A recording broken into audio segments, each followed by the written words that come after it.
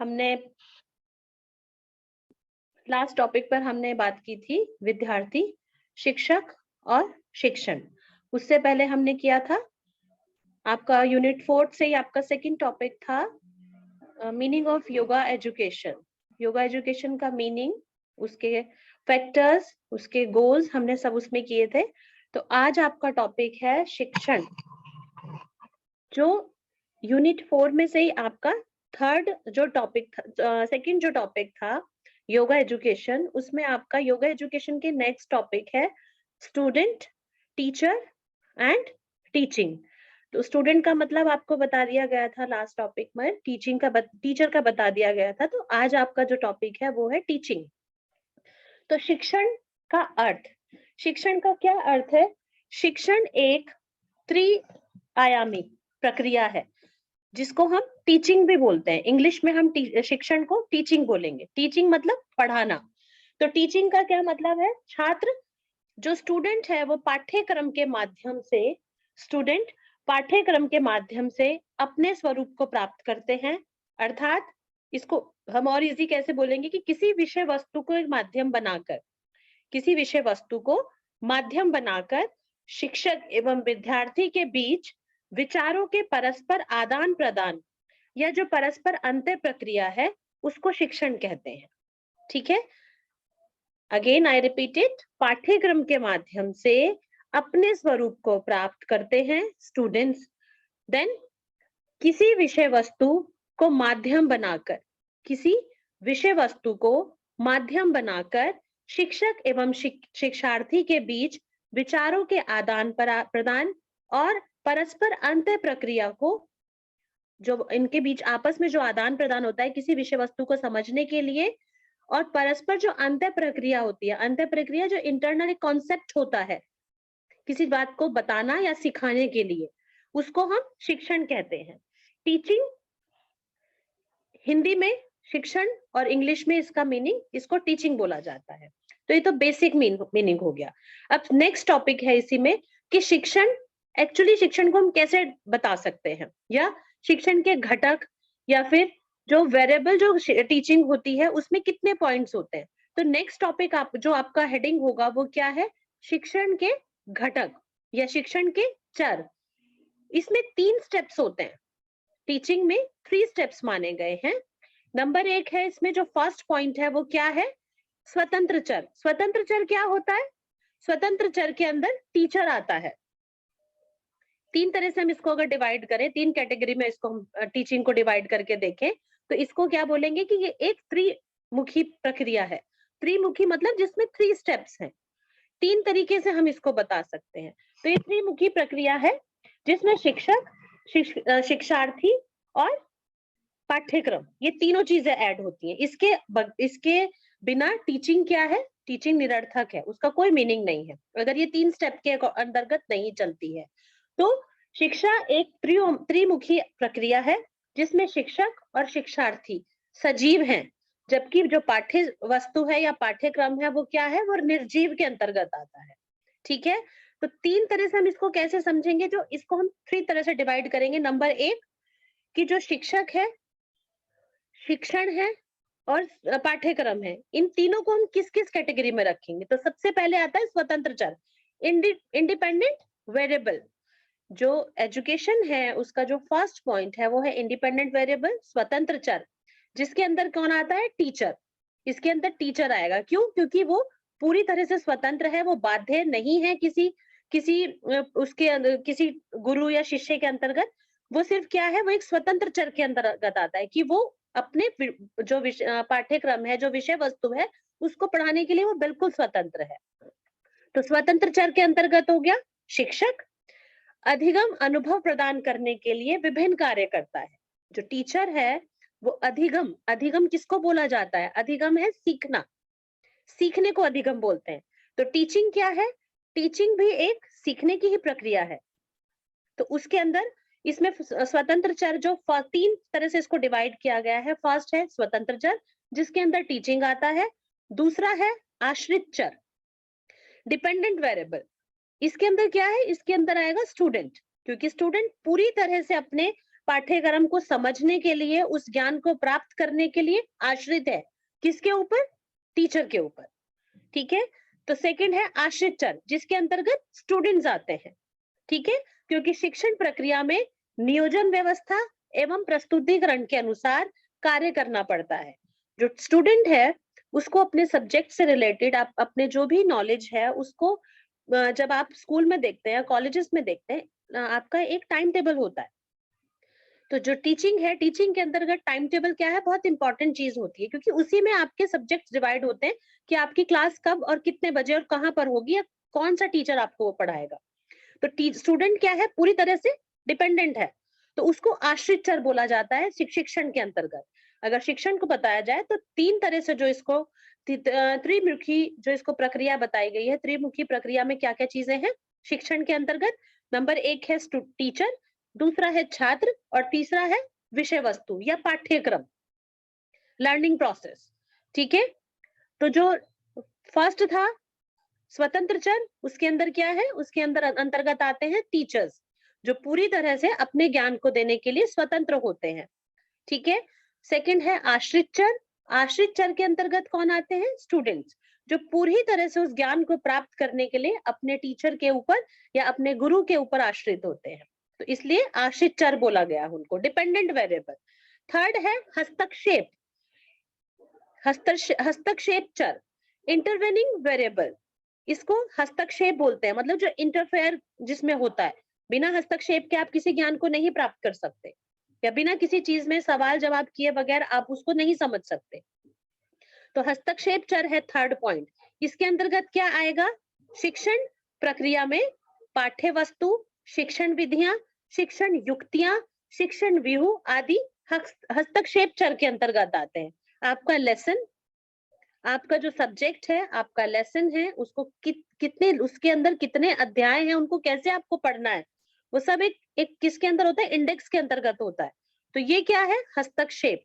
बिना सब्जेक्ट के तो आप कुछ पढ़ा ही नहीं सकते, और बिना पढ़े आप कुछ सीख नहीं सकते। तो ये तीनों चीजें क्या है, जो शिक्षण है उसको तीन माध्यम से मतलब समझाया गया है। क्लियर हुआ आपको ये? तो फर्स्ट था शिक्षण का अर्थ, जिसको मैं दोबारा रिपीट करती हूँ कि शिक्षण क्या है, शिक्षण किसी विषय वस्तु को माध्यम बनाकर शिक्षक एवं शिक्षार्थी के बीच विचारों के आदान प्रदान और परस्पर अंतः प्रक्रिया को हम शिक्षण कहते हैं। जो एजुकेशन है वो एक प्रोसेस है, जो स्टूडेंट और टीचर के बीच में जो डिस्कशन होता है, जो इनके जो आपस में जो एक ज्ञान को समझने के लिए जो ये एक दूसरे के साथ जो विचारों का आदान प्रदान करते हैं, वो जो एक प्रक्रिया है, वो टीचिंग मेथड, टीचिंग के अंतर्गत आता है। अब टीचिंग को समझने के लिए 3 पॉइंट्स इंपॉर्टेंट बताए गए हैं। शिक्षण को त्रिमुखी प्रक्रिया बताई गई है। त्रिमुखी प्रक्रिया के अंतर्गत कौन से वो 3 पॉइंट्स है जो बहुत इंपॉर्टेंट है, या वो कौन से त्रिमुखी आयाम है जो बहुत इंपॉर्टेंट है? वो है सबसे पहले शिक्षक, फिर छात्र, और फिर है उसके बाद पाठ्य वस्तु या पाठ्यक्रम, टीचर, स्टूडेंट और सब्जेक्ट। देन टीचिंग के अंतर्गत अगर हम इसको और डीप या थोड़ा क्लियर समझेंगे, तो टीचिंग क्या है, वो 3 तरह से डिवाइड की गई है उसको एक अच्छा माध्यम बनाने के लिए। 3 तरीके से उसको कैसे डिवाइड करेंगे? पहला स्वतंत्र चर, मतलब जो त्रिमुखी शिक्षा को जो त्रिमुखी प्रक्रिया बताया गया है वो 3 आयाम के आधार पर है। वो 3 आयाम कौन कौन से हैं? पहला है स्वतंत्र चर, दूसरा है आश्रित चर, और तीसरा है हस्तक्षेप चर। पहले जो स्वतंत्र चर है उसके अंदर टीचर आता है, उसे स्वतंत्र चर बोला गया है। क्यों? क्योंकि वो एक अधिगम की प्रक्रिया को दे रहा है स्टूडेंट्स को। बिना अधिगम के टीचिंग बिल्कुल वेस्ट है। तो जो अधिगम है उसको टीचिंग के अंतर्गत जरूरी माना गया है। टीचिंग तभी आपके लिए इंपॉर्टेंट या फायदेमंद है जब आप उससे कुछ सीखते हैं। तो बिना अधिगम के टीचिंग का कोई भी ध्येय नहीं है। लेकिन अधिगम करने के लिए आप कहीं से भी कुछ भी सीख सकते हैं, जरूरी नहीं आपको उसको किसी सब्जेक्ट को पढ़ना ही पड़ेगा। ज्ञान तो आप कहीं से भी ले सकते हैं, किसी भी माध्यम से। लेकिन यहाँ एक एजुकेशन सिस्टम है जिसके अंदर इस चीज को थोड़ा सा बाध्य किया गया है कि इसको 3 तरह के घटक या 3 चरों में डिवाइड किया गया। ठीक है। थर्ड है हस्तक्षेप चर। हस्तक्षेप चर के अंतर्गत क्या आता है, आपका सब्जेक्ट, आपकी शिक्षण विधियां, टीचिंग जो आपकी टेक्निक्स है या टीचिंग मेथोलॉजी है। फिर है शिक्षण व्यू, मतलब व्यू मतलब जो एक आपका एक ग्रुप है, और उसी ये सब चीजें किसके अंतर्गत आती है, थर्ड पॉइंट के अंतर्गत। तो शिक्षण के 3 घटक बताए गए। अब नेक्स्ट पॉइंट पर हम आते हैं कि शिक्षण के कार्य क्या है, क्यों शिक्षण को इम्पोर्टेंट माना गया है, टीचिंग को क्यों इतना ज्यादा, मतलब उसके अंदर इतनी चीजों को एड ऑन करें कि जिससे वो एक अच्छी प्रक्रिया के अंतर्गत आए या एक अच्छा ज्ञान प्राप्त करने का माध्यम बनाया जाए। तो इसके अंदर है शिक्षण के कार्य, functions of teaching. Next heading, पहला हेडिंग था टीचिंग का अर्थ, शिक्षण का अर्थ, दूसरा था शिक्षण के घटक या शिक्षण के चर, और तीसरा है शिक्षण के कार्य। शिक्षण के कार्य के अंतर्गत हमने कुछ पॉइंट्स तैयार किए हैं। तो जो शिक्षण है उसके निम्नलिखित कार्य हैं। नंबर 1, कक्षा को संगठित तथा व्यवस्थित रूप प्रदान करता है। जो टीचिंग है वो एक क्लास को पूरी तरह से क्या करता है, मैनेज करके चलता है। तो कक्षा को संगठित तथा व्यवस्थित रूप प्रदान करता है टीचिंग। सेकंड पॉइंट है सीखने की परिस्थितियों का निर्माण करता है। अगर आप कुछ भी पढ़ रहे हैं या किसी भी क्लास में आप कोई शिक्षा ले रहे हैं या आप किसी भी स्टैंडर्ड में हैं, अगर आप देखिए कि आप अगर उसको घर में बैठ के पढ़ते हैं तो आपका माध्यम जो ज्ञान का है वो आप तक ही सीमित है। लेकिन जब आप इस शिक्षा को किसी कॉलेज में या किसी टीचर के पास जाकर सीखते हैं तो आपका जो सोचने समझने का जो सीखने की प्रक्रिया है वो क्या है, वो दायरा बढ़ जाता है। तो अधिगम की परिस्थितियों का निर्माण करता है, डे बाय डे आपको कुछ नया सीखने को मिलता है। तीसरा है विषय वस्तु तथा कार्य का विश्लेषण करना, विषय वस्तु तथा कार्य का विश्लेषण करना थर्ड का इसका काम बताया गया है या कार्य बताया गया है शिक्षण का। फिफ्थ पॉइंट है छात्रों की व्यक्तिगत विभिन्नताओं की जानकारी प्राप्त करना। जब हमारे पास एक क्लास होती है ना, उस क्लास में हमारे पास अगर 20 स्टूडेंट्स हैं तो उन 20 स्टूडेंट्स में हम बहुत इजीली किसी कैटेगरी कर सकते हैं कि कौन सा स्टूडेंट फास्ट लर्नर है, कौन सा स्लो लर्नर है, कौन सा बहुत इंटेलिजेंट है, कौन सा एक्सीलेंट है, कौन स्टूडेंट बहुत ज्यादा मतलब धीरे सीखने की प्रक्रिया है किसी के अंदर। तो क्या है जो टीचिंग है, टीचिंग के अंतर्गत छात्रों की व्यक्तिगत विभिन्नताओं की जानकारी भी मिलती है। अगर आपको ज्ञान का दायरा आपका बढ़ जाता है ज्ञान प्राप्त करने का, तो एक टीचर के लिए भी स्टूडेंट्स में कुछ देखना, उनको समझना, ये सब कुछ उसके अंतर्गत इजी हो जाता है। थर्ड 6 पॉइंट है इसमें, बच्चों को सामान्य से सृजनात्मक प्रणाली के रूप में प्राणी के रूप में विकसित करना। बच्चों को सामान्य से सृजनात्मक प्राणी के रूप में विकसित करना। जो टीचिंग है, टीचिंग क्या है, मैंने आपको बताया था शिक्षक क्या है, जो आपके अंदर आपकी प्रतिभाओं को उभार कर आपको आपके अंदर एक सृजनात्मकता को बढ़ाता है या आपके अंदर अच्छी चीजों का सृजन करता है। ठीक है, तो यहाँ पर जो 6 पॉइंट है उसमें टीचिंग का क्या कार्य है कि बच्चों को सामान्य से सृजनात्मक, मतलब सृजनात्मक को हम क्या बोलेंगे, क्रिएटिविटी बढ़ जाती है आपके अंदर। जब आप एक टीचिंग में आते हैं या आप किसी कॉलेज या किसी स्कूल में जाते हैं तो आपके अंदर जो प्रतिभाएं हैं वो उभरती हैं और उनसे आपके अंदर क्या होता है, एक सृजनात्मकता बढ़ती है। आपकी क्रिएटिविटी का टीचर्स को भी पता चलता है और आपको स्वयं भी पता चलता है कि आप ये कर सकते हैं। नेक्स्ट है छात्रों के प्रारंभिक व्यवहार को समझना। जो टीचिंग है, टीचिंग का एक कार्य क्या है कि वो हमें स्टूडेंट्स के प्रारंभिक व्यवहार क्या होते हैं, जो उनकी बेसिक नेचर होती है, उसको समझने में हेल्प करता है। एक सबसे बड़ा काम यही होता है कि हम किसी को समझ सके। ठीक है, 9th पॉइंट है अभिवृद्धि, विश्वास, संप्रत्यय एवं समस्याओं को स्पष्ट करना। जब आप क्लास के अंदर होते हैं ना, जब आप अपने टीचर के सामने होते हैं, टीचर स्टूडेंट के साथ होता है, तो जो डिस्कशन होता है उसका एक बेस होता है, हमारे पास रीजंस होते हैं उस चीज को डिस्कस करने के। कुछ भी चीजें हैं जो हमारे माइंड में क्वेश्चंस पुट अप होते हैं या कुछ भी हमारे पास डाउट्स होते हैं, वो हम टीचर के सामने बैठकर उसको क्लियर करते हैं। सपोज टीचर भी उस चीजों को नहीं क्लियर कर पा रहा, तो जो हमारे आसपास जो हमारे साथ ही सहपाठी जो होते हैं वो क्या होता है, वो हमें हेल्प करते हैं। आपके प्रोजेक्ट्स होते हैं, आपके सेमिनार्स, वर्कशॉप्स, आपके लेसन प्लान, आपकी प्रेजेंटेशंस होती हैं, उसमें क्या आपको हेल्प मिलती है कि आप एक दूसरे के आइडियाज को देखते हैं, उनको समझने की कोशिश करते हैं।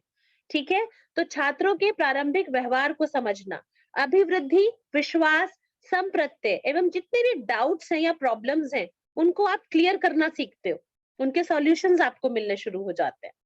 10वां पॉइंट है इसमें, छात्रों के अंतिम व्यवहार की जांच करने के लिए मूल्यांकन करना। अंतिम व्यवहार क्या होता है कि वो कितना ज्यादा क्रिएटिव है, कितना ज्यादा उस चीज को करने के लिए डेडिकेटेड है, या कितना ज्यादा उसके अंदर प्रतिभाएं हैं। अगर ये सब चीजें उसके अंदर हैं लेकिन कॉन्फिडेंस नहीं है, आप उसको बाहर नहीं निकाल पा रहे हैं। ज्ञान सभी के पास होता है।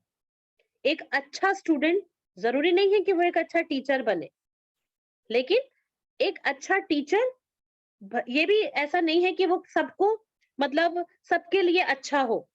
क्या होती है, कुछ माइनस और कुछ प्लस पॉइंट हर इंसान के अंतर्गत अंदर होते हैं, लेकिन उन चीजों को स्पष्ट करके अपने पथ पर आगे बढ़ना। छात्रों के अंतिम व्यवहार की जांच से मतलब क्या है कि जो स्टूडेंट्स हैं वो किस लेवल तक ज्ञान को ले सकते हैं, समझ सकते हैं, उनमें क्या क्या प्रतिभाएं हैं, ये सब भी आप मूल्यांकन कर पाते हैं टीचिंग के अंतर्गत। तो स्टूडेंट्स के साथ साथ टीचर को पता होता है अपनी क्लास में, अगर हमारी क्लास में 40 स्टूडेंट्स है ना, तो उन 40 स्टूडेंट्स को हम बहुत अच्छी तरह से समझ सकते हैं कि किसी की नेचर क्या है, कोई कितना बोल सकता है, कोई कम बोल सकता है। जैसे कोई कॉम्पिटिशन्स होते हैं या कहीं भी कोई कुछ भी वर्कशॉप्स होती हैं, तो हम एक ग्रुप हमारे पास होता है कि हमें कभी भी हम उसको एनी टाइम हम उन्हें बोल सकते हैं कि आप इस काम को आप कर लीजिए, हमें पता है वो बहुत अच्छी तरह उसको कर सकते हैं। तो ये सब प्रतिभाएं जो बच्चों के अंदर होती हैं, स्टूडेंट्स की जितनी भी टैलेंट्स होते हैं, वो टीचर क्या है उनका अच्छे से मूल्यांकन कर सकता है कि कौन किस कार्य को कर सकता है और कौन नहीं कर सकता है। नेक्स्ट है इसमें एक पॉइंट और दिया गया है कि पाठ्यक्रम सामग्री तैयार करना। पाठ्यक्रम सामग्री तैयार करना, पाठ्यक्रम क्या है, जो आपका सब्जेक्ट है उससे रिलेटेड आपको क्या क्या नीड्स हैं, एक क्लास के अंदर क्या क्या चीजें होनी जरूरी हैं, आपके पास कौन कौन सा बुक्स होनी जरूरी है, या कौन सी सामग्री ऐसी है जो आपके पास नहीं है, आप उसको कलेक्ट करना सीखते हैं। क्योंकि जब ज्ञान का दायरा बढ़ता है, हम लोगों के टच में आते हैं, टीचर्स के साथ हम लोग कांटेक्ट में रहते हैं, जब हम आज साथ में अपने विचारों का आदान प्रदान करते हैं, तो उससे क्या होता है कि हमें और चीजों की बहुत जानकारी हो जाती है। बुक्स की, इस बुक में नहीं है, चलो नेक्स्ट में, रेफरेंसेस हमें मिलने शुरू हो जाते हैं।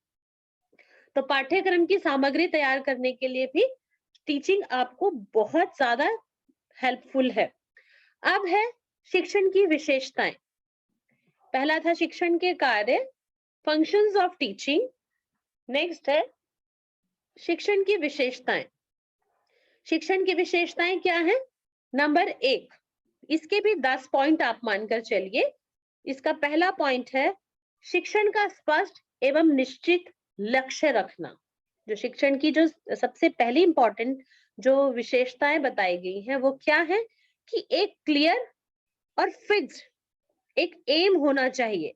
आपका जो सब्जेक्ट है उसके पूरी तरह से उसका ज्ञान आपको होना चाहिए। उस ज्ञान को देने के लिए भी लॉजिक आपके पास हो। ऐसा नहीं है कि आप किसी भी दिशा में जा रहे हैं, कोई भी ज्ञान कभी भी दे रहे हैं, नहीं।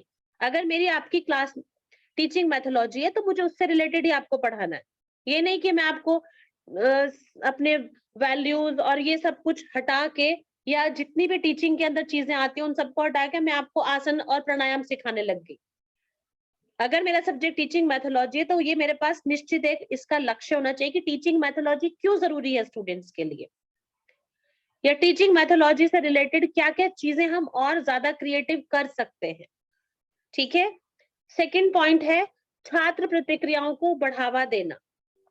छात्र प्रतिक्रियाएं क्या होती है? जो स्टूडेंट्स है ना, उनकी कैपेबिलिटीज को बढ़ाना, उनकी प्रतिक्रियाएं, जो क्रिया वो दिन रोज प्रतिदिन जो कॉलेज में आकर वो काम कार्य करते हैं, उनकी उन क्रियाओं के ऊपर प्रतिक्रियाएं देना, उनको उनके ज्ञान को बढ़ाने के साथ साथ उनके अंदर जो कैपेबिलिटी, जो क्वालिटीज हैं, उनको बढ़ावा देना। थर्ड है प्राप्त किए जाने वाले उद्देश्यों के प्रति छात्रों में रुचि का विकास करना। प्राप्त किए जाने वाले उद्देश्य जो आपके ऑब्जेक्ट्स हैं उनके प्रति आपका इंटरेस्ट भी डेवलप करना। जो शिक्षण है उसकी एक इम्पोर्टेंस ये है, या उसकी एक क्वालिटी ये बताई गई है कि जो भी आपके ऑब्जेक्ट्स हैं उनमें आपका इंटरेस्ट होना भी बहुत जरूरी है। कोई भी टीचर या हमारी ये जिम्मेदारी है कि हमारी क्लास में आपको इंटरेस्ट अगर नहीं आ रहा है तो वो इंटरेस्ट हम कैसे डेवलप करें, उसमें कौन कौन से और टीचिंग एड्स हम उसमें प्लस ऑन करें या प्लस करें कि जिससे कि आप उसमें इंटरेस्ट लेना शुरू करें। तो टीचिंग की एक विशेषता ये भी है। नेक्स्ट है छात्र नेतृत्व एवं उत्तरदायित्व को प्रोत्साहन देना। नेतृत्व क्या होता है कि आपके अंदर एक कमांडिंग पावर भी होनी चाहिए। आपको हमें मोटिवेट करना चाहिए, टीचर्स को मोटिवेट करना चाहिए। तो टीचिंग क्या है, मोटिवेट करती है स्टूडेंट्स को कि आप अपने अंदर एक कमांडिंग जो आपका जो पावर है उसको इंक्रीज करें, अपने कॉन्फिडेंस के साथ साथ अपने डिसीजंस को भी आप लेने में आप सक्षम हो। दूसरा है कार्य को छात्र की क्षमता एवं वातावरण के अनुकूल बनाना। टीचिंग के अंतर्गत इसको इसलिए इम्पोर्टेंस बताया गया है इसका, क्योंकि जो स्टूडेंट्स होते हैं ना, उनकी जो कैपेबिलिटी है, ठीक है, ये जो एटमॉस्फेयर है वो ऐसा होना चाहिए कि हर स्टूडेंट को टीचर के साथ कंफर्टेबल रहे और हर टीचर को स्टूडेंट के साथ एक कंफर्टेबल जोन मिले। तो ये जिम्मेदारी किसकी है, टीचिंग के अंतर्गत आती है। और टीचर की ये उत्तरदायित्व होता है कि वो अपने स्टूडेंट को कंफर्टेबल रखे। किसी भी तरह का खींचतान या तनाव क्या है, आपकी उस टीचिंग को पूरी तरह से खराब कर सकता है। नेक्स्ट इसकी जो शिक्षण की विशेषताएं उसके अंतर्गत क्या है, छात्रों को ध्यान केंद्रित करना। टीचर की टीचिंग जो है वो इतनी इफेक्टिव होनी चाहिए कि आपका लेक्चर चाह के भी कोई मिस ना करना चाहे, या आपके ज्ञान को प्राप्त करने के लिए, आपके ज्ञान को लेने के लिए स्टूडेंट किसी भी तरह से बाध्य ना हो, अपने स्वयं की इच्छा से वहां होना चाहिए। नेक्स्ट है पूर्व ज्ञान के आधार पर नवीन ज्ञान प्रदान करना। जो नई नई टेक्निक्स हैं, आप देखते हैं योगा क्लासेस, जो आपकी मॉर्निंग योगा क्लास चल रही है, उस योगा क्लास में क्या होता है कि आप लोग जब उस क्लास को पढ़ते हैं या जब आप सुबह मॉर्निंग योगा क्लास के लिए आते हैं तो उसमें डे बाय डे कुछ नई टेक्निक्स एड ऑन हो जाती हैं, तो आपका इंटरेस्ट डेवलप होना शुरू हो जाता है। आपको ये लगता है कि हम लोगों को एक नई चीज सीखने को मिली। जैसे आज भी सुबह की क्लास, मॉर्निंग क्लास के लिए कल का नोटिफिकेशन आज जो आपको ग्रुप में दिया गया है, तो आपकी उसमें क्या है, उत्तेजना बढ़ती है, उत्सुकता बढ़ती है कि मॉर्निंग क्लास में हमें कुछ नया सीखने को मिलेगा। तो पूर्व ज्ञान के आधार पर नवीन ज्ञान प्रदान करना, मतलब जो पहले से आपको नॉलेज है उसमें कुछ नई चीजें और ऐड ऑन कर देना, ये टीचिंग की एक बहुत बड़ी विशेषता है। ठीक है, नेक्स्ट है इसमें 8th पॉइंट है त्रुटियों को निर्धारित करना और उन्हें ठीक करना। त्रुटियां क्या होती है, मिस्टेक्स, गलतियां। जरूरी नहीं है कि टीचर से कभी कोई गलती नहीं होती, कहा गया है teacher is always a learner. शिक्षक भी हमेशा एक छात्र ही होता है, वो हमेशा सीखता है। तो जितनी भी आपकी गलतियां हैं उनको ठीक करना भी आपको आना चाहिए। ये नहीं कि आप, टीचिंग हमें ये सिखाती है, टीचिंग की एक इम्पोर्टेंस है ये। ठीक है, छात्रों की प्रगति का मापन एवं मूल्यांकन करना, कितना ग्रो कर रहा है आपका स्टूडेंट, आपको ये पता होना चाहिए।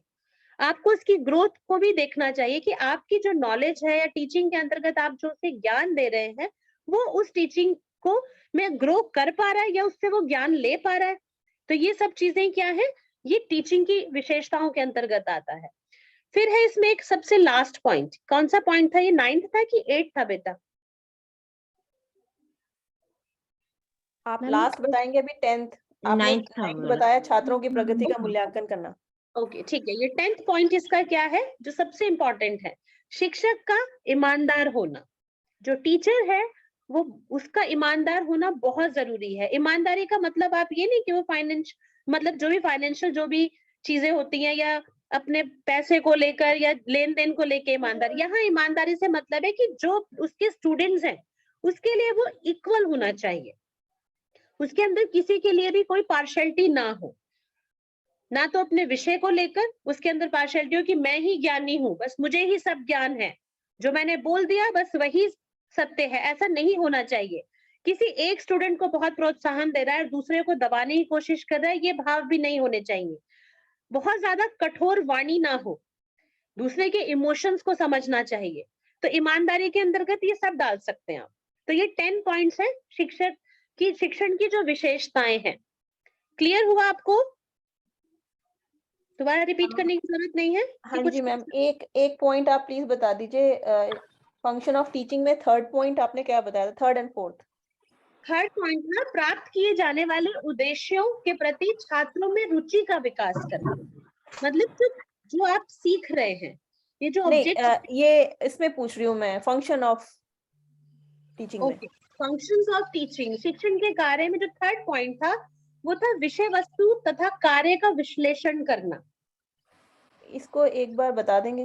हाँ, विषय वस्तु क्या होती है? जो आपकी बेसिक नॉलेज जो होगी, विषय वस्तु जो आपका सब्जेक्ट का जो बेसिक है, ठीक है, उसको आपको बहुत क्लियर, मतलब उसके साथ विश्लेषण करना किसको बोलते हैं कि उसको बहुत ही मतलब बेसिक जो नॉलेज है वो बच्चों को बहुत अच्छी तरह से उसका सीधा स्पष्ट ज्ञान देना।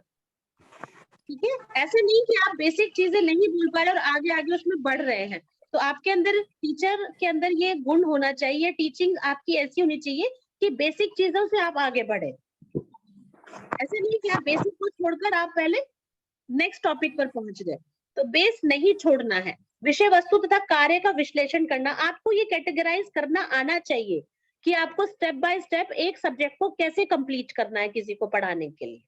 ठीक है, नेक्स्ट पॉइंट है सीखने के लिए विद्यार्थी को प्रेरित करना। प्रेरित करने का मतलब क्या होता है? मोटिवेट करना। आप बच्चों को मोटिवेट कर सकते हैं, आपके अंदर ये गुण होना चाहिए, आपकी टीचिंग इतनी इफेक्टिव होनी चाहिए कि स्टूडेंट्स अपने आप आपसे पूछे कि अब हम कल क्या सीखेंगे, या कल हमारा टॉपिक क्या होगा, या हमें इससे रिलेटेड और क्या सीखना चाहिए। जैसे आप लोग अपने टीचर से पूछते ही हैं कि हमने एमए कर लिया है, इसके बाद हमें क्या करना चाहिए, तो टीचर्स आपको गाइड करते हैं। ठीक है, तो टीचिंग के अंतर्गत भी वो सब चीजें होनी चाहिए। जो भी आप नॉलेज ले रहे हैं उनका एक एम हो, आप इतने मोटिवेट हो कि आप दूसरों को भी प्रेरित कर सके। तो मोटिवेशन जरूर होना चाहिए। टीचिंग, तभी टीचिंग इफेक्टिव है। क्यों? क्योंकि इसीलिए टीचिंग में बोला गया है कि अधिगम का होना बहुत जरूरी है। अधिगम क्या होता है? सीखना। जब तक आप सीखेंगे नहीं, उस सीखने के लिए मोटिवेट नहीं होंगे, तब तक टीचिंग का कोई फायदा नहीं है। तो आपको प्रेरित भी करना है। ओके,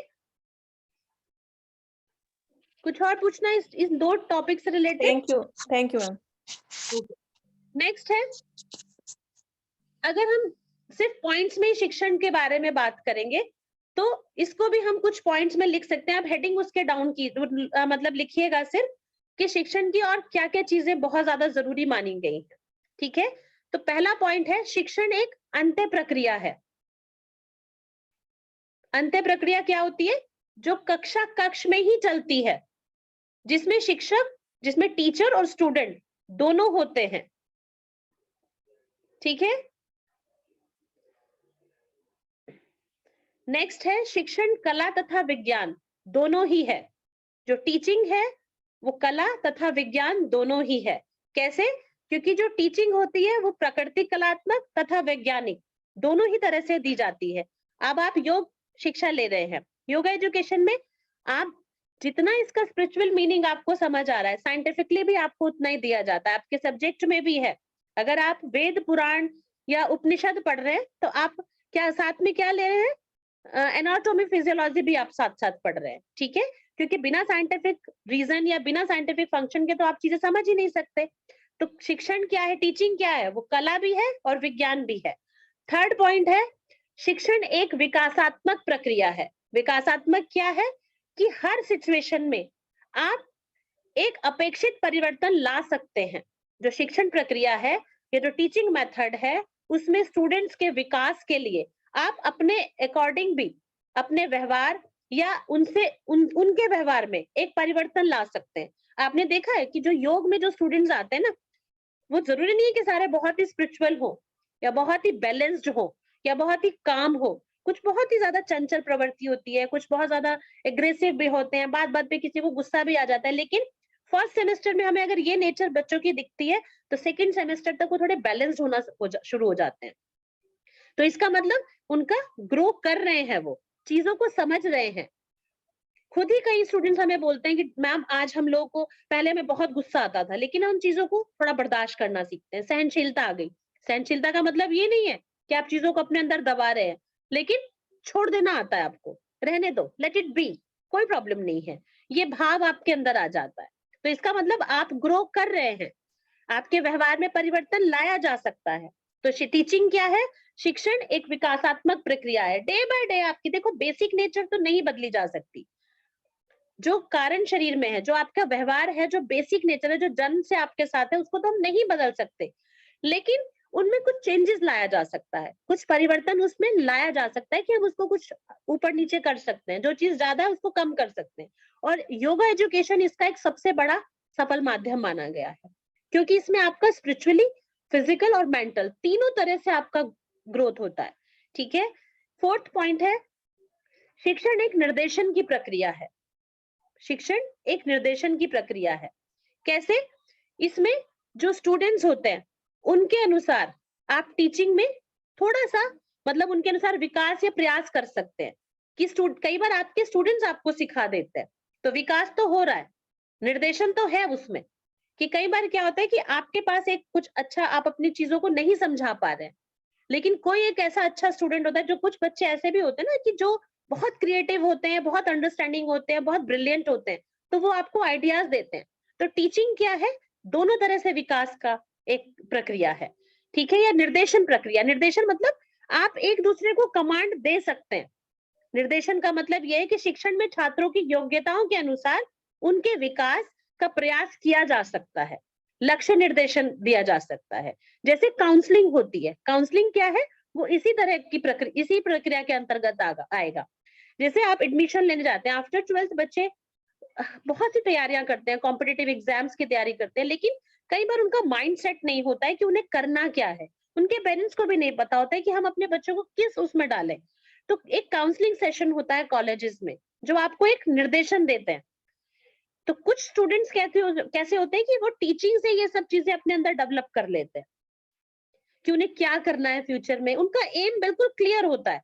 लेकिन कुछ स्टूडेंट्स कैसे होते हैं कि वो, उनको नॉलेज भी है, उन्हें पता भी है क्या बनना, लेकिन वो एक डिसीजन नहीं ले पाते। तो उसके लिए काउंसलिंग सेशंस होते हैं कि आपके लिए चीजें क्लियर हो जाती है कि कहाँ आपका फ्यूचर ज्यादा ब्राइट है। तो शिक्षण क्या है, टीचिंग क्या है? एक निर्देशन प्रक्रिया है। फिर इसमें 6 पॉइंट है, शिक्षण एक सौउद्देश्य प्रक्रिया है। सौउद्देश्य क्या होता है? ये बिना ऑब्जेक्ट के है ही नहीं, इसका एक मोटिव है। ठीक है। शिक्षण क्रियाएं किन्हीं विशिष्ट उद्देश्यों की प्राप्ति के लिए की जाती है। ये एक नियोजित प्रक्रिया है। नियोजित प्रक्रिया क्या है? एक मतलब पहले से ही इसमें एक योजना है, बिना किसी डायरेक्शन के आप इसमें नहीं चल सकते। अगर आप साइंस में बहुत अच्छे हैं तो आपको साइंस में बहुत सारे वो मिल जाएंगे कि आपको क्या करना है। अगर आप आर्ट्स से जुड़े हुए हैं तो आर्ट्स में भी आपको बहुत सारे मतलब ऑप्शंस मिल जाते हैं कि आपको आगे फ्यूचर में क्या बनना है। तो टीचिंग क्या है? एक सौउद्देश्य है, इसमें एक उद्देश्य है, ये बिना उद्देश्य के नहीं होती। ठीक है। नेक्स्ट है, शिक्षण सामाजिक तथा व्यवसायिक प्रक्रिया है। जो नेक्स्ट पॉइंट है वो है, शिक्षण एक सामाजिक तथा व्यवसायिक प्रक्रिया है। शिक्षण की प्रक्रिया को ये क्यों कहा गया है? शिक्षण की प्रक्रिया स्टूडेंट और टीचिंग दो ही समूहों में, मतलब एक ही समूह में संपादित होती है। शिक्षण की प्रक्रिया जो है वो टीचिंग और स्टूडेंट, इन दोनों में ही संपादित की जाती है। कम से कम एक शिक्षक और एक छात्र जरूरी होना है, तभी इसको हम एजुकेशन के अंतर्गत डालेंगे। अब ऐसा नहीं कि हमारे पास स्टूडेंट नहीं है तो हम पढ़ाए जा रहे हैं, हम ज्ञान दे रहे हैं। आप YouTube वीडियोस देखिए, अगर आपकी एक वीडियो आपने किसी लेक्चर की डाली है, अगर उसपे कुछ लाइक्स आए, इसका मतलब कुछ स्टूडेंट्स हैं आप में इंटरेस्टेड, उनको आपकी नॉलेज अच्छी लग रही है। फिर आप नेक्स्ट लेक्चर डालते हैं, कुछ और क्रिएटिव करते हैं। मतलब ये एक सामाजिक प्रक्रिया के साथ साथ व्यवसायिक है। व्यवसायिक क्या होता है कि इसमें आपको कुछ ना कुछ अर्निंग के भी साधन आपके साथ आते हैं। यस, बोलिए श्रद्धा। मैम, हाँ जी मैम, एक तो थोड़ा सा ना स्लो डाउन हो जाइए। ओके। और दूसरा, एक आपने जो 5th पॉइंट बताया, शिक्षण एक स्वउद्देश्य प्रक्रिया है। मेरी हिंदी थोड़ी बहुत अच्छी नहीं है, बस उद्देश्य, मतलब उद्देश्य है शिक्षा का, पर इसमें स्वउद्देश्य क्यों लगाया फिर? स्वयं सह विद, विद को स्वउद्देश्य बोला गया है। किसको? मतलब विद जो साथ में, अच्छा जैसे अच्छा अच्छा अच्छा। समझ गए? स्वउद्देश्य हाँ मतलब अगर एक मोटिव है तो वो क्या है कि टीचिंग इज अ विद, मतलब जो टीचिंग प्रक्रिया है या टीचिंग प्रोसेस है वो क्या है, वो एक मोटिव के साथ है, with a motive, without motive नहीं है। ओके ओके, दैट्स ए स्वदेश, बिकॉज स्व से तो अपना हो गया ना, स्व हमारा अपना उद्देश्य है, वो तो सभी का रहता है। सामाजिक प्रक्रिया के अंतर्गत आ गया तो स्वउद्देश्य में क्या है कि सभी के साथ, सभी का ओके कुछ ना कुछ ओके, उद्देश्य होता है उसमें। ठीक है। ठीक है, नेक्स्ट है इसमें शिक्षण एक सामाजिक तथा व्यावसायिक। सामाजिक तो क्यों है, क्योंकि इसमें एक टीचर और एक स्टूडेंट का होना जरूरी है, क्लियर। और व्यावसायिक प्रक्रिया क्यों बोला गया है कि आप एजुकेट क्यों होते हैं, आप एजुकेट इसलिए होते हैं क्योंकि आपको अपना फ्यूचर बनाना है। बिना अर्निंग के, बिना आप कुछ भी कमाए तो आप खाली कब तक किसी को सेवा देंगे। जी, ठीक है, हाँ। नेक्स्ट है इसमें 10th पॉइंट है, 10th पॉइंट है या 9th है शायद, मैम 7 पॉइंट है। 7 पॉइंट है। 7 पॉइंट क्या है कि शिक्षण एक विज्ञान है, जो टीचिंग है वो एक विज्ञान है, जैसा पहले भी आया था कि ये विज्ञान और कला दोनों है। तो यहाँ पर इसको एक विज्ञान क्यों बोला गया है, सिंगल इसी पॉइंट पे क्यों इस पे इसको अलग से दिया गया है कि शिक्षण का जो प्रेजेंटेशन है, जो टीचिंग है, उसका एक कौशल पक्ष कला है। कौशल क्या होता है कि वो साइंटिफिक रीजन से दी जाती है। आप किसी भी एजुकेशन को या किसी भी टीचिंग के अंदर आप कुछ भी ऐसे नहीं बोल सकते, उसका एक प्रूफ होता है। ठीक है, उसकी एक रिसर्च होती है जब वो सब्जेक्ट बनता है या वो सब्जेक्ट के लिए जब आपको मटेरियल दिया जाता है, इसका मतलब वो पूरी तरह से वैज्ञानिक रूप से किसी ना आप कितनी बुक्स आप पढ़ रहे हैं, कितनी बुक्स पढ़ते हैं आप, वो बुक्स में रेफरेंस दिया है कि किसने लिखी है, ठीक है, कहाँ कहाँ से उन्होंने इसके बारे में नॉलेज ली, वो सब रेफरेंसेस दिए जाते हैं। आपका जो सिलेबस है, जो आपको क्वेश्चन पेपर या जो सिलेबस दिया जाता है, उसके नीचे भी बुक्स के रेफरेंसेस दिए जाते हैं। तो वो रेफरेंसेस किस बेस पे कि ये साइंटिफिकली अप्रूव्ड है, आप इनसे ही पढ़ सकते हैं, ये आपके सिलेबस से रिलेटेड है। ठीक है, और कई बार क्या इसका तार्किक निरीक्षण हो चुका है, कि ऐसे किसी ने नहीं लिख दी। जो ये ग्रंथ हैं, वेद उपनिषद जितने भी हैं, ये भी क्या है, ये भी इनका भी एक वैज्ञानिक पक्ष पूरी तरह से उससे ये निकल के तब बाहर इनको अप्रूव किया गया है कि हाँ ये हमारे वेद पुराण सत्य है, सत्यता के ऊपर ही बताया गया है, वैज्ञानिक आधार प्रदान किया गया है इनको। ठीक है, तो ये आपके 8 पॉइंट्स हो गए टीचिंग के।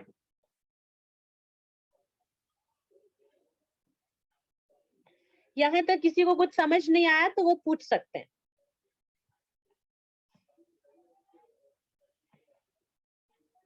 किसी को कुछ समझ आया, नहीं आया तो आप बता दीजिए।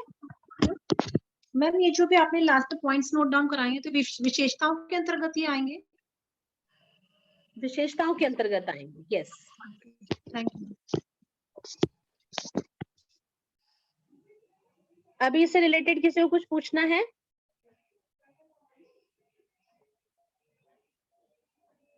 नहीं, नेक्स्ट टॉपिक पर आए। जी मैम। ओके, नेक्स्ट टॉपिक है आपका गुरु शिष्य परंपरा।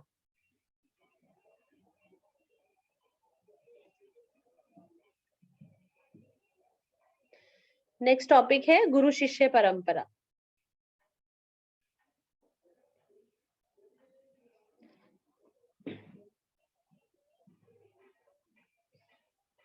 तो गुरु शिष्य परंपरा आप कई बहुत से लेक्चर्स में आपने ये सुन लिया है कि गुरु शिष्य परंपरा के अंतर्गत आता है या गुरु शिष्य परंपरा के अंतर्गत इन चीजों को रखा गया। अब मैं ये पूछना चाहती हूँ, मैं आप लोगों से एक क्वेश्चन पूछना चाहती हूँ कि गुरु शिष्य परंपरा में सबसे मुख्य चीज, मतलब ये कब से चली आ रही है, आपको इस बारे में कोई कुछ बता सकता है कि कुछ किसी ने सुना हो या कहीं पढ़ा हो? सबसे पहले ये कहाँ से आई थी गुरु शिष्य परंपरा?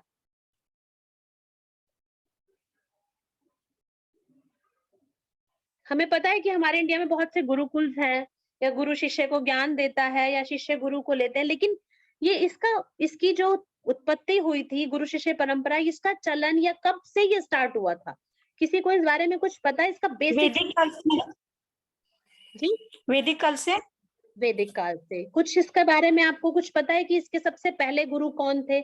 गुरु शिष्य परंपरा के जो आदि वो माने गए हैं प्रवक्ता या आदि गुरु कौन माने गए थे? कुछ इस बारे में आपको पता है? क्योंकि हम वहीं से स्टार्ट करेंगे, बहुत स्टार्टिंग से। शिवा, दीपाली, श्वेता गौड़, कोई कुछ बताना चाहेगा कि मैं स्टार्ट? मैम एग्जैक्ट तो नहीं पता है, लेकिन इतना पता है कि महाभारत में जो अर्जुन जी थे, तो कृष्ण भगवान जी ने उनको गुरु की तरह ट्रीट किया था, मतलब उनको पूरी नॉलेज दी थी कि तुम ऐसे ऐसे करना है।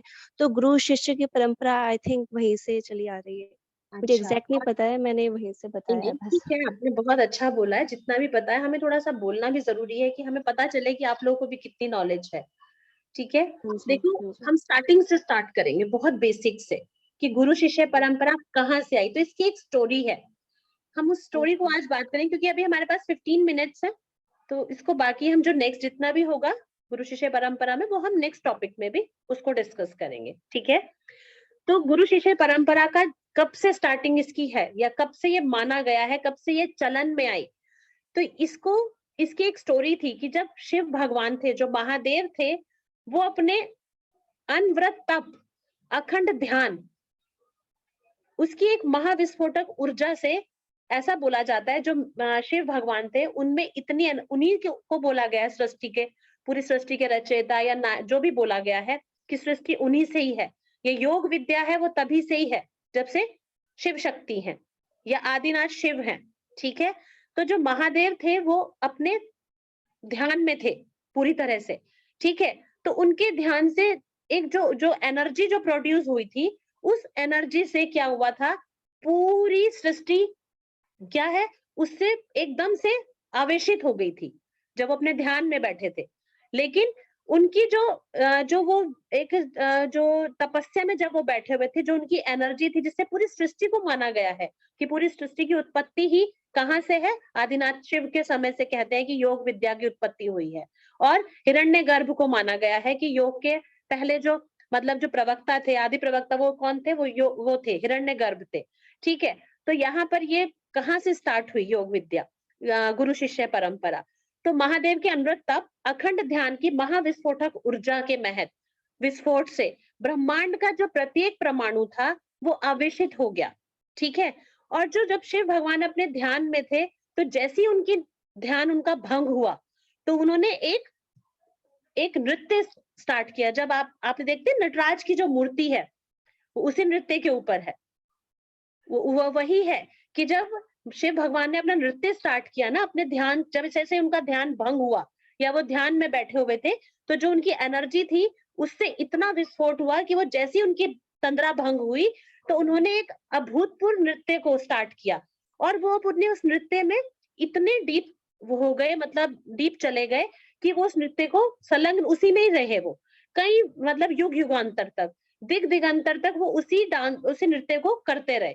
तो जितनी भी सृष्टि में जितनी भी वो थे, मतलब जितने भी हमारे ये जो भी पूरी सृष्टि है, जितने भी साधु संत मुनि तपस्वी साधक ज्ञानी जो लोग थे, वो क्या हुए, वो उसी दिशा में बढ़ते चले गए जहां वो नृत्य करते करते घूम रहे थे। कौन, महादेव या शिव भगवान। जैसे ही वो उनके पीछे पीछे, पूरी सृष्टि भी उसी दिशा में जा रही थी जहां तक वो जा रहे थे उस नृत्य को करते हुए। दिग दिगंतर तक उनका ये नृत्य चलता रहा। जैसे उनका नृत्य चला, और वो कई, इसमें दिग दिगंतर का मतलब है कि बहुत टाइम बीत गया था, लेकिन ऋषि मुनि तपस्वी साधक ज्ञानी उस समूह का संचलन भी उसी दिशा में बढ़ता गया जहां जहां आदि शिव स्वयं के नृत्य में पूरी तरह से मग्न थे।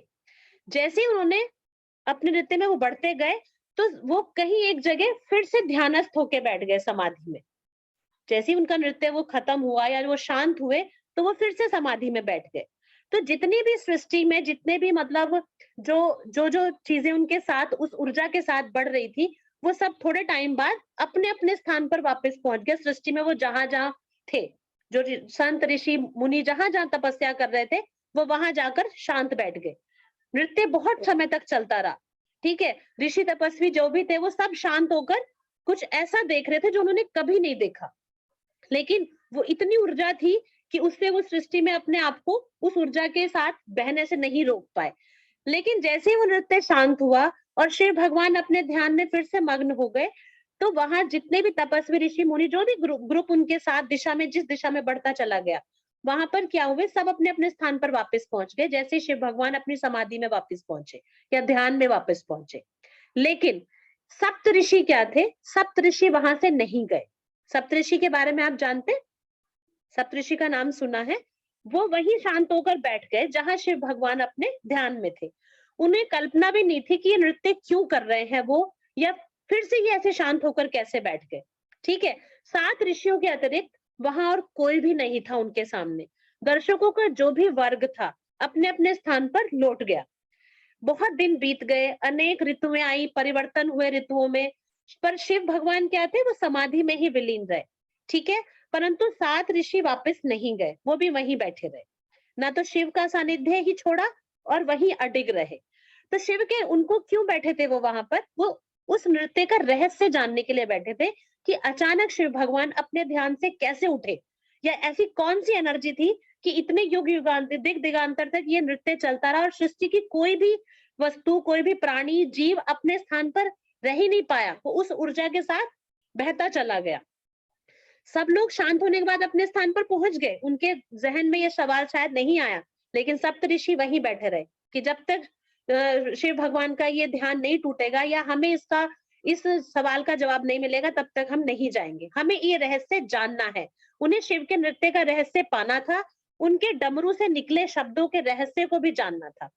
तो फिर ऐसा नहीं कि शिव नहीं देख रहे थे, भगवान शिव भी देख रहे थे अपने तीसरे नेत्र से। उन्हें पता था कि ये सप्तऋषि का ग्रुप वहीं बैठा हुआ है। तो शिव की समाधि टूटी, उन्होंने उन 7 ऋषि को वैसे ही शांत और स्थिर बैठे हुए देखा जैसे वो स्वयं शांत और स्थिर बैठे थे। ठीक है, ऋषियों की अनवरत तीक्ष्ण साधना से शिव भगवान क्या प्रसन्न हो गए। उन्होंने देखा कि ये ऋषि जो हैं ये अनवरत बैठे हैं, कुछ भी नहीं इन्होंने अपना, ना कुछ भी यहाँ से उठे, ये तीक्ष्ण साधना के साथ परम, मतलब जो शिव भगवान थे उनके चरणों में बैठे रहे, क्योंकि उन्हें रहस्य को जानना था। ठीक है, शिव भगवान बहुत प्रसन्न हुए, तो उन्होंने क्या कहा, उन सप्तऋषियों को अपना शिष्य बनाया। ठीक है, और योग की जो ऋषि, जो विद्या है, वो सप्त विद्या जो है वो 7 ऋषियों में बराबर बांटी। क्यों? क्योंकि किसी एक ऋषि में भी उस योग की विद्या को लेने का वो नहीं था, मतलब उनके अंदर इतनी वो नहीं था कि वो उस योग की विद्या को संभाल पाए। तो उन्होंने 7 ऋषियों में उस योग विद्या को मतलब इक्वली डिवाइड कर दिया कि तुम इस विद्या को अब क्या है, फैलाओ चारों दिशाओं में। ठीक है, किसी एक ऋषि में इतनी क्षमता नहीं था कि योग के संपूर्ण सूत्रों को वो धारण कर सके, तो 7 भागों में उन्होंने उसको विभक्त कर दिया। योग की एक एक विद्या में उन्हें पूरी तरह से क्या किया, तैयार कर दिया कि ये विद्या आपके पास है। यहीं से प्रारंभ हुआ गुरु शिष्य परंपरा, क्योंकि जो महादेव थे उन्होंने उन गुरु को, उन शिष्यों को अपना, जो वो शिष्य थे उनको अपना, अपने चरणों में जगह दी या उनको स्थान दिया, उन्हें अपना शिष्य बनाया। यहीं से प्रारंभ हुआ गुरु शिष्य परंपरा का प्रवाह। इसलिए गुरु शिष्य परंपरा के जो जनक हैं वो कौन है, वो शिव ही हैं, शिव ही आदि गुरु हैं। सप्तऋषियों को योग का ज्ञान दान करने का जो कालखंड जो शुरू हुआ था, वो गुरु शिष्यों का जो परंपरा जो स्टार्ट हुई थी, वो इसी कालखंड से प्रारंभ हुई थी। तो आपको समझ आया? समझ आया आपको? यहाँ से गुरु शिष्य परंपरा का चलन हुआ था। शिव का गुरुत्व ही उनका अपना स्वयं का शिव तत्व है, मतलब शिव सदा से ही विराजमान है, वो काल के भी जनक माने गए हैं। तो उन्होंने उन सप्तऋषियों को अपना शिष्य बनाया। तो शिव ही स्व है, इसलिए आदि गुरु हैं, वे ही पूर्ण माने गए हैं, सब कुछ उनसे ही निकलता है। ठीक है, वो सब में है और सब उनमें है। यहाँ से गुरु शिष्य परंपरा का प्रादुर्भाव हुआ। ठीक है, तो ये एक छोटा सा मैंने आपको समझाने की कोशिश की कि आपको पता चले कि बेसिक कहाँ से स्टार्ट हुआ था। कोई क्वेश्चन किसी का? हाँ जी मैम, मेरा एक क्वेश्चन है। आपने बोला कि सप्त ऋषियों में सप्त विद्या बांटी गई, तो is there any book related to sapta vidya? नहीं, सप्त विद्या का मतलब ये है, सप्त विद्या कुछ योग, मतलब उन्होंने क्या बोला कि किसी एक ऋषि के अंतर उसको सारी योग विद्या नहीं दे सकते थे, तो उन्होंने उस योग विद्या को 7 ऋषियों में बांट दिया इक्वली। हाँ। अलग अलग ज्ञान। सप्त विद्या कोई एक योग में कोई अलग से वो कोई पार्ट नहीं है कि सप्त विद्या कोई, हाँ, वो कोई एक अलग से चीज नहीं है, वो 7 ऋषियों में इक्वली डिवाइड किया गया था। ठीक है, thank you ma'am. Okay. Next है इसमें, अब गुरु शिष्य परंपरा का प्रादुर्भाव कहाँ से हुआ, ये आपको पता चला बेसिक। अब गुरु शिष्य परंपरा में दो चीजें इंपॉर्टेंट है, एक गुरु और दूसरा शिष्य, ठीक है। तो सबसे पहले हम गुरु के बारे में जानेंगे कि गुरु क्या है। तो जो गुरु है उसको हम अगर संधि विच्छेद करें तो वो दो शब्दों से बना है, गु प्लस रू, ठीक है। तो जो ग के नीचे जो ऊ की मात्रा, गु शब्द का अर्थ क्या हुआ, अंधकार। गु शब्द का अर्थ हुआ अंधकार, अज्ञान। और रू शब्द का क्या अर्थ हुआ, प्रकाश, मतलब ज्ञान। तो दो तरह से हमने इसको, मतलब इसको संधि विच्छेद जब किया तो इन शब्दों को तोड़ के हमने इसका मीनिंग समझा। गु शब्द का अर्थ है अंधकार तथा अज्ञान और रू शब्द का अर्थ है प्रकाश और ज्ञान। तो ये गुरु का अर्थ हुआ। क्या अर्थ हुआ, अज्ञान को नष्ट करने वाला जो ब्रह्म रूप प्रकाश है वह गुरु है। अज्ञान को नष्ट करने वाला जो ब्रह्म रूप प्रकाश है वह गुरु है।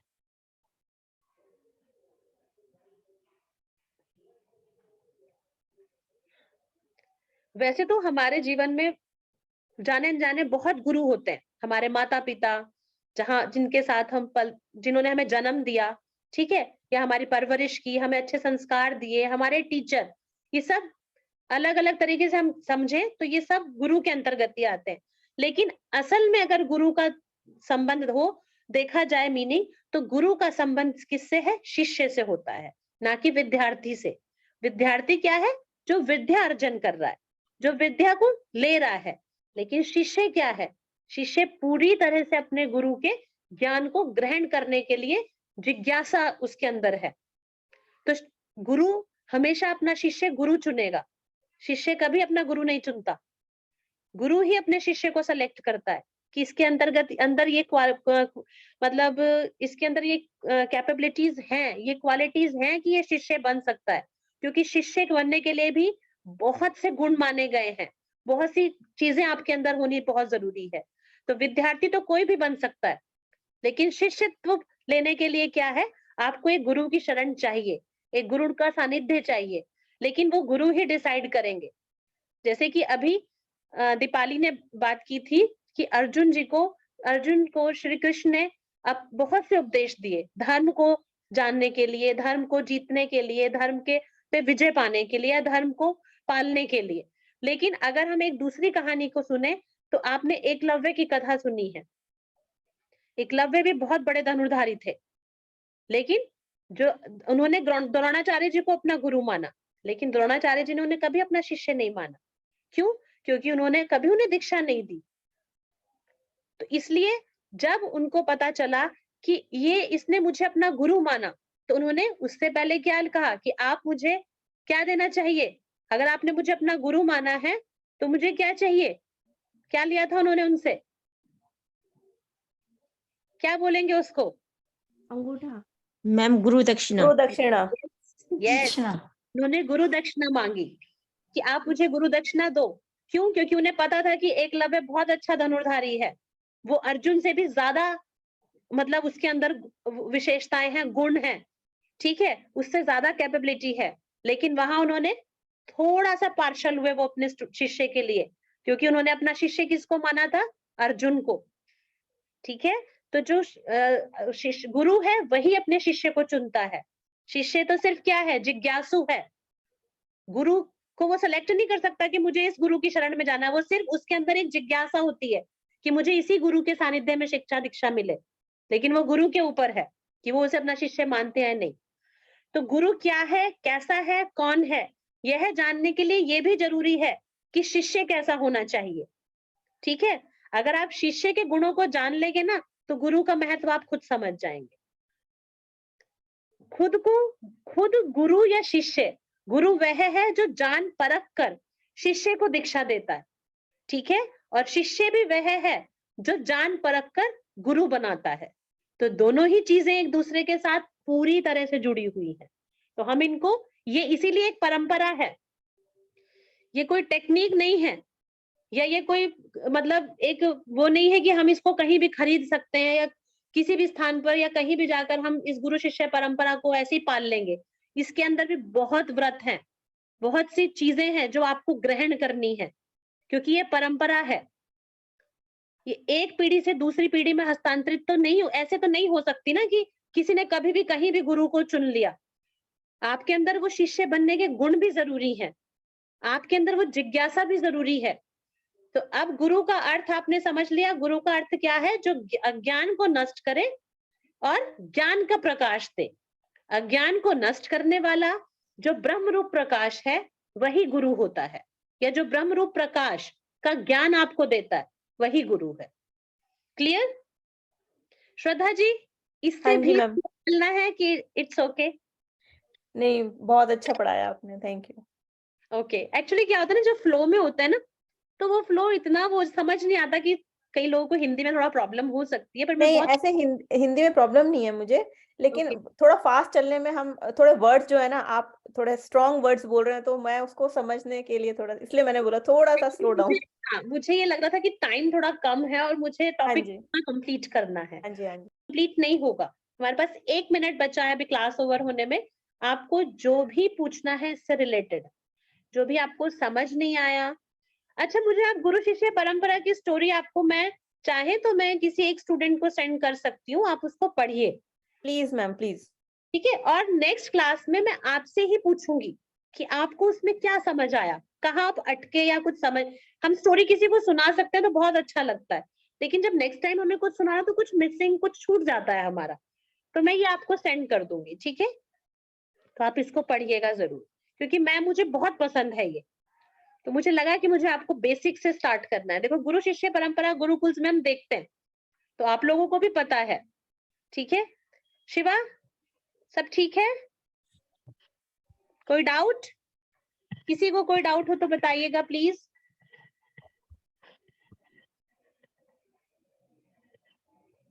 क्लास ओवर करें? हाँ जी मैम, आपने ये स्टोरी बहुत अच्छी बताई, क्योंकि ये स्टोरी के बारे में मुझे नहीं पता था। Even though I read Devdutt Patnaik की किताबें पढ़ती हूँ मैं हिंदू माइथोलॉजी से रिलेटेड, पर ये स्टोरी नहीं पढ़ी थी मैंने। आपको ये मैंने बोला कि मैं एक स्टोरी से स्टार्ट करूंगी, हाँ जी, क्योंकि स्टोरी से हम जल्दी सीखते हैं। तो जब जी मेरा बिल्कुल। टॉपिक ही टीचिंग है, तो मेरी टीचिंग में इतना इंटरेस्ट तो मैं आपका ला सकती हूँ कि आप उसको सुने ध्यान से, ठीक है? चलिए, thank you so much. Okay, Thank you, ma'am. Thank you, thank ma'am. You Thank you, ma'am. Thank you, ma'am. Ma'am. You ma'am.